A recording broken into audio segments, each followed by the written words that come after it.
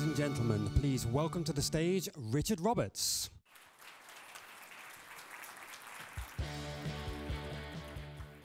Good afternoon, ladies and gentlemen. Thanks for that warm welcome, by the way. That was appreciated.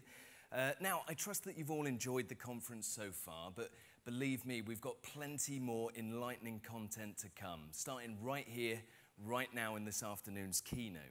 So firstly, then, let's briefly reflect back to this morning's opening keynote, where my good friend John McLaughlin introduced us to some of the extraordinary ways that you and NI are revolutionizing applications in RF and semiconductor test, data acquisition, and embedded control and monitoring. And ultimately, how you and NI are creating the much anticipated Internet of Things that is set to change the game for us all. Well, ladies and gents, this afternoon we're going to actually be looking a little further to the future. We're going to be recapping on the engineering grand challenges that the world currently faces. We're going to be showcasing the incredible work of our next generation of innovators. We're going to be hearing a presentation from our keynote headliner, Professor Mark Miodownik, and we're going to be glimpsing the evolution of industry, both in terms of the changes being made to the UK's power grid and to the factories of the future. It's going to be a jam-packed keynote for sure, so let's get things started. So, human history has been marked by significant inventions and feats of engineering that has propelled civilization forward, from the abacus to the steam engine, from the transistor to the desktop. But what's really astounding is how the rate, the pace of this innovation continues to increase. And actually, a significant number of the world's most potent ever innovations have happened in our lifetimes.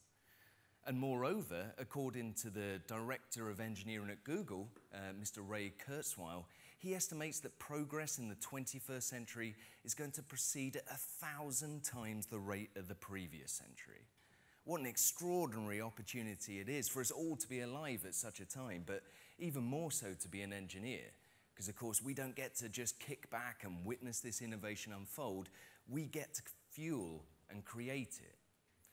But, of course, there is a flip side, and that's that engineers everywhere are faced with the challenge of having to keep up with this pace. But fortunately, that's where NI can help, because our primary role is to enable you guys with the systems that accelerate your productivity, innovation, and discovery. And with the NI platform, you don't just get to keep up, but you can thrive.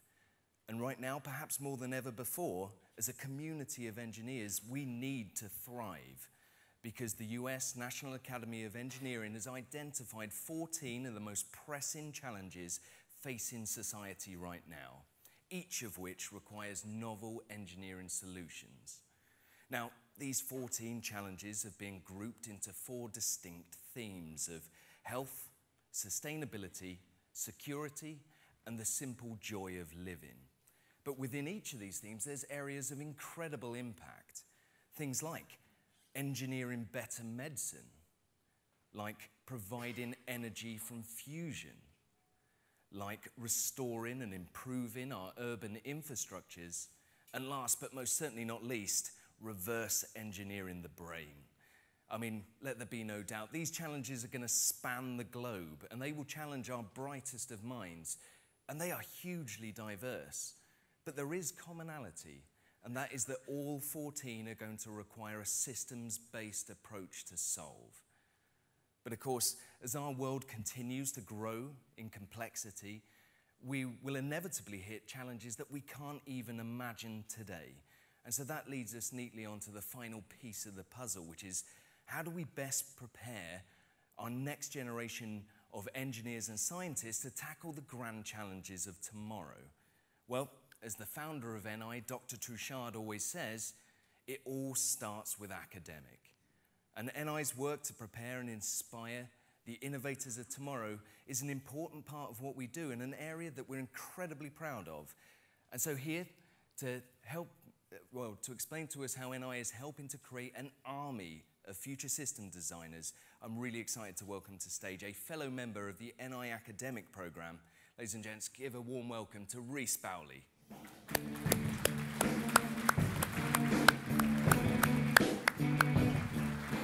Thanks, Rich. NI starts with academia because we believe in a revolutionary approach to prepare the innovators of tomorrow by equipping undergraduates with world-leading systems of discovery today. The grand engineering challenges are never going to be simple to solve, and yet the world around us increases in complexity every single day. In order to improve our world, the brightest minds in engineering are going to have to be experts in system-level design so that they can innovate with an exponential impact. In order to get a feeling for the scale of the systems that the innovators of tomorrow will build, let's take a look at some familiar systems and how they got started. Originally, this small mechanical system served a single purpose: to tell the time. Now, in the advent of smartwatches, that same fundamental system can retrieve your emails, show you the news headlines, give you the weather report, even TV listings. Yeah, additionally, using GPS, these smartwatches can guide you to your nearest bakery, and then using biosensing, they can judge you for eating one too many pastries. That, my friends, is technological irony. Absolutely. Now let's have a look at another example which has become integral to our everyday lives: the car. Ford Model T revolutionized cars for everyone, but if you'd asked Henry Ford how many microprocessors it had, he would have looked at you as though you're from another planet. Flash forward to today, and Tesla Model S has the same 4 wheels and basic concept, but it incorporates over 200 microprocessors, as well as an always-on 3G connection, which allows for software updates instead of recalls. Now, Christmas is around the corner, and if any of my bosses are out there in the audience, I could really make some use out of one of those. I could go on, but I think you get the idea that innovation is key. So let's have a look at how our classrooms have evolved over exactly the same time period. We've come all the way from back in the day with blackboards to whiteboards. Realistically, the fact is that the current teaching system is not set up to help students become system designers. There has to be a better way. And at NI, we believe that better way is to do engineering. By doing engineering, students can learn, explore, and actually understand the key concepts necessary to build real systems. And at NI, we've worked tirelessly to deliver the same great industry-leading technology that you saw this morning to students at all age levels, from research all the way through to primary school. Now, this is a better way to learn engineering because regardless of the age of the student, they're always exposed to the same approach to designing systems.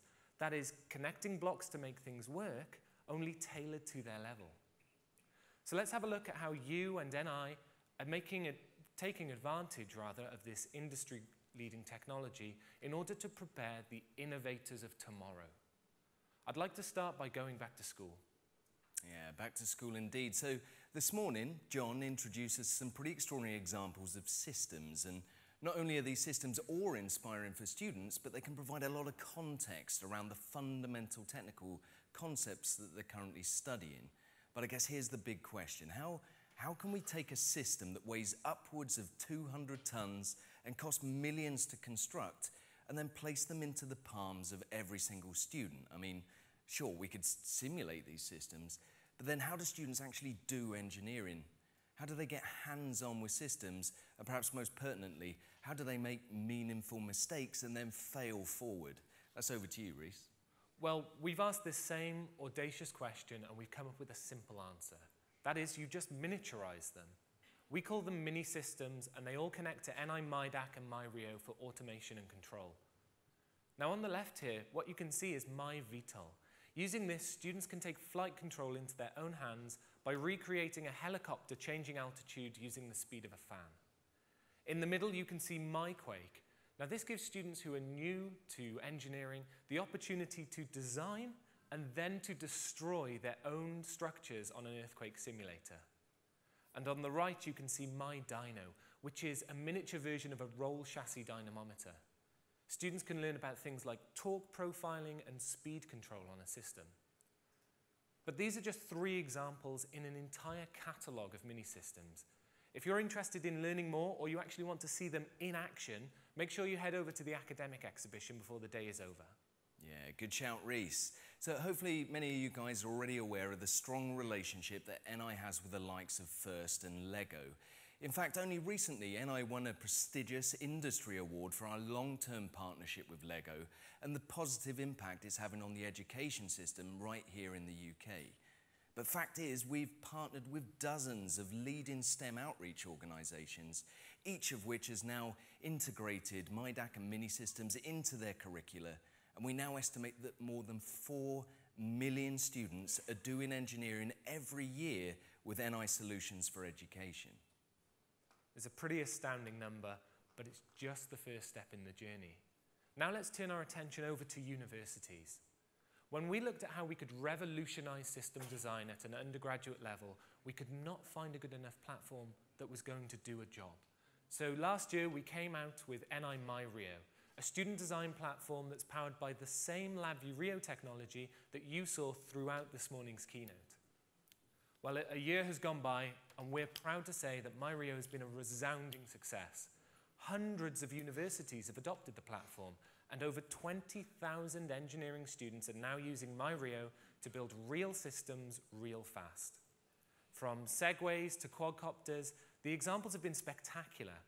In fact, what you're seeing here are real MyRio systems built in a single semester by students from Edinburgh, Bath, and Sheffield. Unsurprisingly then, MyRio has empowered a number of the entries into our 2014 student design competition. This year we received thousands of entries from student teams across the globe, but 3 of those submissions really stood out to us. So what we've done is brought those finalists to NI Week so that they could share their success with everyone. Our first finalist came from UNC Charlotte. Not only did the team build a rocket that could take off into space, but then land in a specified location.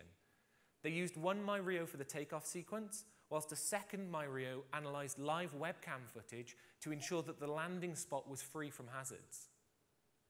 Our second finalist came from the Korea Advanced Institute of Science and Technology, who built a self-driving car that can autonomously navigate around a city-like test track whilst obeying traffic laws. They used a compact Rio along with various I/O modules to interface to things like IMUs and LiDARs on the car, and then analyze this data to help in navigation, obstacle avoidance, and the all-important emergency stop. The winner of our 2014 student design competition was Sepios from ETH Zurich in Switzerland. The team were inspired by the way that a cuttlefish navigates the ocean waters, and they developed a submarine to mimic that movement. A cuttlefish is not only capable of moving in any direction, it does so with minimal displacement of water. Now that stands in stark contrast to the remotely operated vehicles currently used by marine biologists to explore the ocean floor. The students were inspired by the way that a cuttlefish can harness its minimally invasive and minimal energy movement in order to do this. Now you can see that the Sepios robot is controlled using 4 fins, each of them with 9 rays actuated using servo motors. As well as actually doing all of this, the team also incorporated a controllable swim bladder, pressure, depth and humidity sensors, a collision detector, a live streaming camera, and a battery monitor, all inside of a single robot. And I think we can agree it's a pretty mesmerizing robot as well. Now, early prototypes were controlled using NXT Mindstorms before being upgraded to a MyRio, which is an embedded platform with more horsepower, but is still easily programmed inside of LabVIEW. So I think we can really see here how the students have managed to build upon and carry across their skills and expertise in working with the Mindstorms platform in order to then develop on the LabVIEW Rio architecture. Wow, just wow. I mean, with innovators like these in the pipeline, the future of engineering looks bright indeed. And so on that note, Reese, thank you for your time. Thank you. Good man. Cheers. Thank you.